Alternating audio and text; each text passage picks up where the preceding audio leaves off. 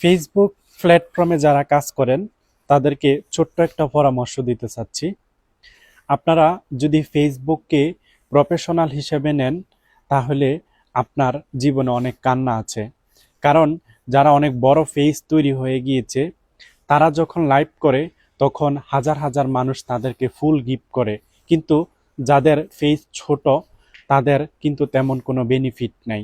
So আপনারা ফেসবুকে কাজ করেন ভালো, সেটাকে অপশনাল হিসেবে নেন এবং এই ফেসবুকের পাশাপাশি আপনারা যে কোনো কাজকর্ম করেন, যে কোনো ব্যবসা বাণিজ্য করেন, যে কোনো চাকরি করেন।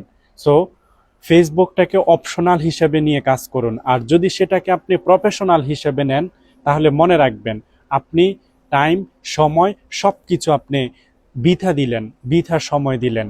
সো আমি সবাইকে অনুরোধ করব আপনারা ফেসবুকের পাশাপাশি যে কোনো ব্যবসা করেন, যে কোনো কাজ করুন, যে কোনো চাকরি করুন, তার পাশাপাশি আপনারা ফেসবুক চালান। ধন্যবাদ সবাইকে, ভালো থাকবেন।